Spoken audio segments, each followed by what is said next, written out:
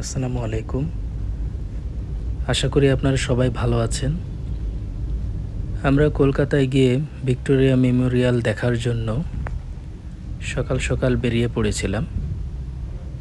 Victoria Memorial কলকাতার প্রসিদ্ধতম একটা জায়গা। কলকাতা যারা গিয়েছেন ভিক্টোরিয়া মেমোরিয়াল দেখেননি এমন মানুষ পাওয়া মুশকিল। ভিক্টোরিয়া মেমোরিয়াল যাওয়ার জন্য আমরা সল্টলেক থেকে ট্যাক্সি নিয়েছিলাম। ট্যাক্সি ক্যাবে 420 রুপি এসেছিল আমাদের।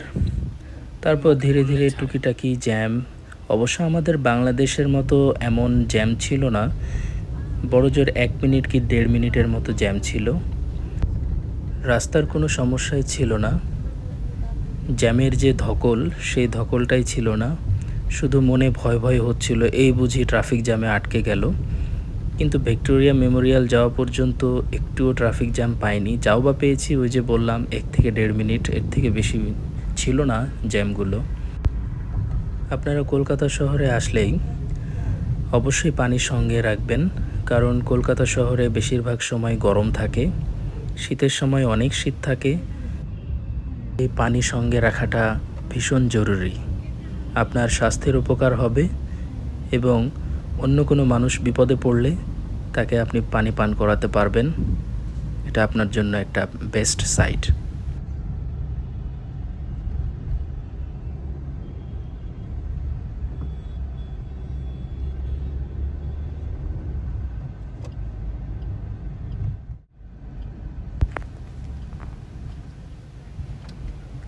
আমরা ট্যাক্সি ইউটার্ন নিয়ে কলকাতা শহরের সৌন্দর্যবর্ধ দৃশ্য দেখতে দেখতে, হলুদ ট্যাক্সি দেখতে দেখতে, রাস্তার দুপাশে সারি সারি সবুজ সবুজ গাছ দেখতে দেখতে অন্য গাড়িদের পিছু পিছু ছুটতে থাকলাম ভিক্টোরিয়া মেমোরিয়ালের উদ্দেশ্যে।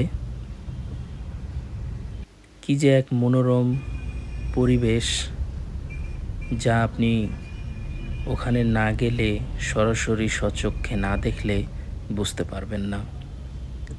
কলকাতা সেই চিরচেনা পুরনো বাস দেখতেই ভালো লাগে। আমাদের বাংলাদেশেও এরকম বাস ছিল আগে, এখন নেই। অবশেষে আমরা চলে এসেছি কলকাতা ভিক্টোরিয়া মেমোরিয়াল, আমাদের বহু কাঙ্ক্ষিত একটি স্থান। ভিক্টোরিয়া মেমোরিয়াল মূলত ব্রিটিশ শাসন চলাকালীন কলকাতা ছিল ভারতের রাজধানী। ইংল্যান্ডের রানী ভিক্টোরিয়া তখন ভারতের সম্রাজ্ঞী ছিলেন। তার রাজত্বকাল 1857 থেকে 1901-এর 22শে জানুয়ারি পর্যন্ত। তার মৃত্যুর পর ভারতীয় উপনিবেশে তার স্মৃতিসৌধ তৈরির সিদ্ধান্ত নেন ব্রিটিশ শাসকরা। সিদ্ধান্ত হয় যে সেই স্মৃতিসৌধ হবে তাজমহলের আদলে। রানীর নামে সেই সৌধের নাম রাখা হয় ভিক্টোরিয়া মেমোরিয়াল। আগাগোড়া শ্বেত পাথরের তৈরি এই স্মৃতিসৌধটি বর্তমানে একটি জাতীয় সংগ্রহশালা। আপনারা যখনই আসবেন কলকাতায় অবশ্যই ভিক্টোরিয়া মেমোরিয়াল আপনারা দেখবেন। এটি কলকাতার অন্যতম একটি গুরুত্বপূর্ণ পর্যটন আকর্ষণ। কলকাতা শহরের ঐতিহ্যবাহী এই ভবনকে নিয়ে রয়েছে নানা মজাদার ঘটনা।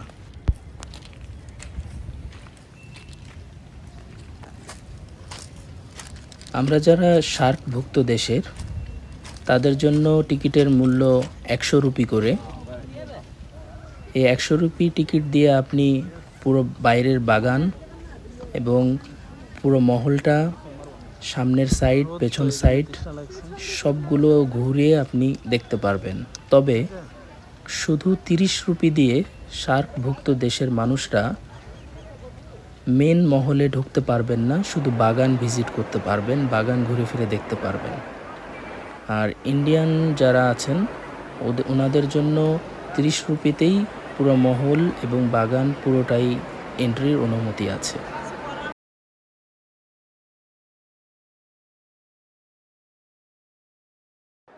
রাজপ্রাসাদের ভিতরে চোখ ধাঁধানো শ্বেত পাথরের তৈরি রানী ভিক্টোরিয়ার স্থাপত্য আর পিলারগুলো আর কারুকার্য, নকশা, স্থাপত্য শৈলী নজর কাটছিল। আপনারা যখনই যাবেন অবশ্যই আপনারা ভিক্টোরিয়া মেমোরিয়াল পুরোটা ঘুরে দেখবেন, অনেক ভালো লাগবে।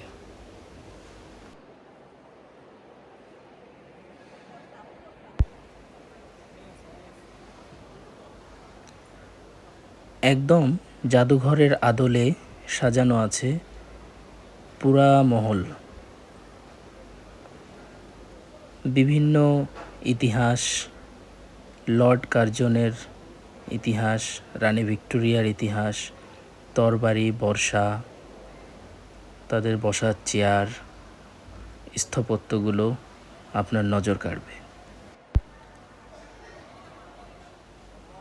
সেদিন মোটামুটি ভালোই মানুষ ছিল। প্রাসাদের মধ্যে লাইটিং এবং মানুষের সমাগম, বিভিন্ন শ্রেণীর মানুষ, সবার সমাগমে দেখতে মনটা ভরে যাচ্ছিল। মনে হচ্ছিল ভিডিও করা বাদ দিয়ে শুধু দেখতেই থাকে অপলক এই কারুকার্যগুলো। কি সুন্দর মেধা দিয়ে ওনারা এই মেমোরিয়ালকে বানিয়েছেন।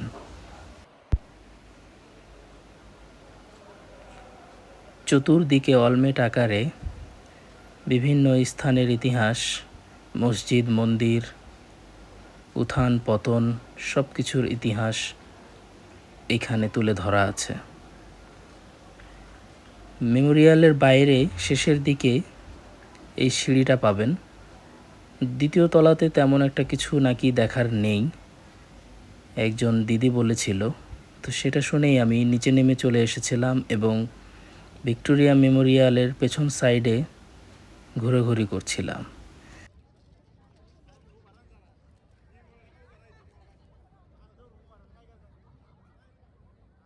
মেমোরিয়াল ঘোরা শেষ করে বের হবার পথে এক্সিট সাইডে আরও মনোরম। মেমোরিয়ালে প্রবেশের সময় আপনি যেমন দেখবেন, বের হওয়ার সময় আরও বেশি সুন্দর দেখবেন। ওই যে দেখা যাচ্ছে কলকাতার সর্ববৃহৎ বিল্ডিং, আর মেমোরিয়ালের এখানে সাজানো বাগান, গাছপালা, লেক, সবাই নিজের মনের মতো করে বসে আছে, বাতাস খাচ্ছে।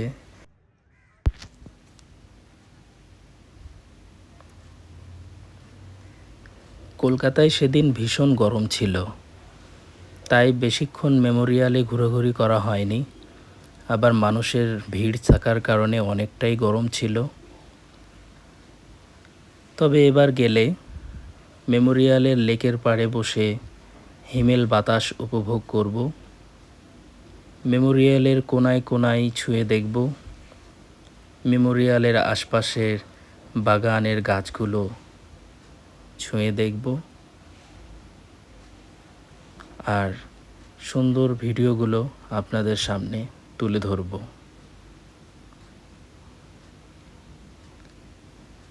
এটা হচ্ছে মেমোরিয়ালের শেষ প্রান্ত। বের হবার রাস্তা দেখতে ঠিক এরকম মনোরম। বের হওয়ার সময় দেখবেন ভাস্কর্যে একটি ঘোড়া, উপরে বসে আছে একজন মানুষ।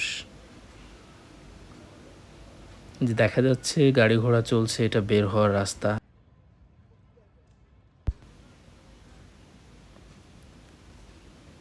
মেমোরিয়াল দেখা শেষ করে আপনি এখান দিয়ে বেরিয়ে অনেক ট্যাক্সি পাবেন, অনেক ক্যাব পাবেন, আপনাকে অনেকেই ডাকবে।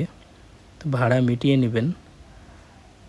আপনি যেইখানে যাবেন আপনার হোটেল পর্যন্ত কত ভাড়া নেবে সেই ভাড়াটা মিটিয়ে নেবেন, নাহলে পরবর্তীতে ঝামেলা হতে পারে। তো অবশেষে আমরা মেমোরিয়াল দেখা শেষ করে হোটেলের উদ্দেশ্যে রওনা দিয়েছিলাম। যেতে যেতে কলকাতা শহরের রাতের দৃশ্য উপভোগ করছিলাম। আশা করি আপনারাও উপভোগ করছেন। সুন্দর সুন্দর দালান কোঠা, লাইটিং, চাকচিক্য এবং সারি সারি প্রাইভেট কার। ফ্লাইওভারের উপর দিয়ে আমরা যাচ্ছিলাম, দেখতে বেশ ভালোই লাগছিল। যেতে যেতে আমাদের ড্রাইভার দাদা আমাদেরকে কলকাতার ইতিহাস ঐতিহ্য সম্পর্কে খুব সুন্দরভাবে বুঝিয়ে দিচ্ছিলেন। ওনার ব্যবহারও বেশ ভালোই ছিল।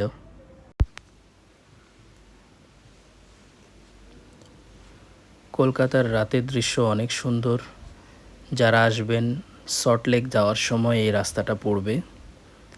আপনারা অবশ্যই রাতের বেলা যখন বের হবেন সল্টলেক যাওয়ার সময় এই রাস্তাটা পাবেন, একদম দৃষ্টিনন্দন। তো আশা করি আমার ভিডিওটি আপনাদের কাছে ভালো লেগেছে।